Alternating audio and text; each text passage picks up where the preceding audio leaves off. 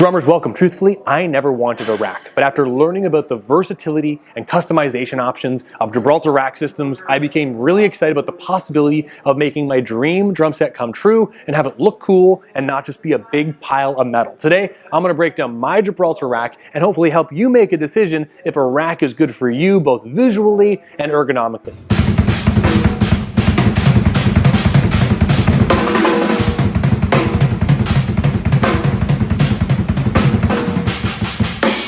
Drummers, in case you're new here, my name is Brandon. I specialize in biomechanics. You might know me as Drum Mechanics, and I have a website that focuses on helping drummers like you never ever get injured. In fact, this entire YouTube channel and Instagram, everything I do is based around making sure drummers can perform at their best, never get injured, and be as strong as possible. And that's why I've got a website called drummechanics.com, Drum Forever Fitness. Easy, affordable monthly fitness programs for home and gym, really everything you need so you won't get hurt. But ergonomics is a big part of the equation for me, and I always wanted a big double bass drum set, but I struggled with how to make the whole thing work. This DW Collector's Kit is my dream kit. It is a cherry purple core. Super excited. I got all the rack toms, specifically cut 7 inches deep, so they're square across the bottom, 8, 10, 12. But I knew from a visual aesthetic perspective, I didn't want any normal rack system. I didn't want a big pile of hardware because I'm dealing with a small studio space. I wanted something that was easy to take down so I can film and produce content, like take the whole rack system off and put it back up quickly with memory locks. But I also wanted something that would allow me to get the rack toms to curl around me in an ergonomic fashion, so that way I don't have to work that hard to play a lot of drums.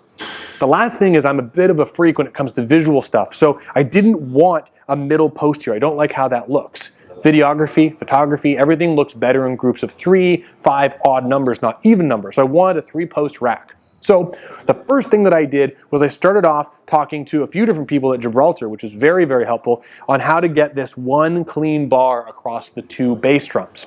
What we ended up doing is I got a 46-inch bar, which is their kind of common long bar system, and then I bought an extra 30-inch bar, and here, one second. Cinema magic. So now I took this bar, this extra bar, I cut 5 inches off, and I put the 5-inch bar on this side over here, really close to the attachment, so there's the least amount of force on one side. If I had it all in the middle, it'd be carrying the bending force of the entire system. So it's on one side, closer to half the resistance. And I put memory locks with an extender on both sides to make it as long as possible. So now I technically have a 51-inch bar. Maybe I should have gone even, but 51-inch bar attached to both ends with memory locks. And this let me get this nice clean bar across the whole thing and looks super clean. So that's the first customization. The next is actually really, really simple. So I wanted the rack toms to be seen. I really don't like it when there's a big bar covering all the drums, no matter whose drum kit is. I want to see the drums because I love how the drums look. So I wanted to show off this exotic finish. So I knew I wanted to get this bar as low as I possibly could. So I set it up and it looked great. But what ended up happening is the tom arms were too long. They were sitting right across the bass drum. So I either had to have it really dangerously close to the drum, or I had to have the tom arms up and have the drum sitting really low and angled it a weird way. So not for me. So second customization. I took the tom arms, I put them where I wanted to. I did it in the middle here so there was no bass drum in the way. And I marked on each tom arm, and I used the bar cutter again, and I cut the posts of each of these arms. So you still have a little bit here so I can adjust it if I need to, but it helped me get the drum as low as I possibly could. So everything was done to make sure that there was really nothing hanging below the bar, or at least amount possible, while not completely destroying the hardware so it's not usable for other functions. The other thing is I plan, and I've already done this, is I've got memory locks on everything, including on the tom arms. So now, what's really nice about this from a filming perspective is this is a very busy system, but I can take this whole front rack right off and expose the 2 bass drums and the snare drum so I can film. And this is gonna be very, very helpful because truthfully, I've made my footprint smaller, but the whole thing is now much easier for me to use. So the other thing I love about this rack is you can do a low profile system. So this finish on this drum set, I absolutely love it. So I wanted to make sure that the rack on the side was as low as possible and out of the way, and also at the same time giving my ground footprint back, because although I got a really cool space, I don't have a lot of ground space so I want it to be as open as possible. So this low profile rack is fantastic. It gets low to the ground. There's way less stuff on the ground. In fact, I want to get these off the ground.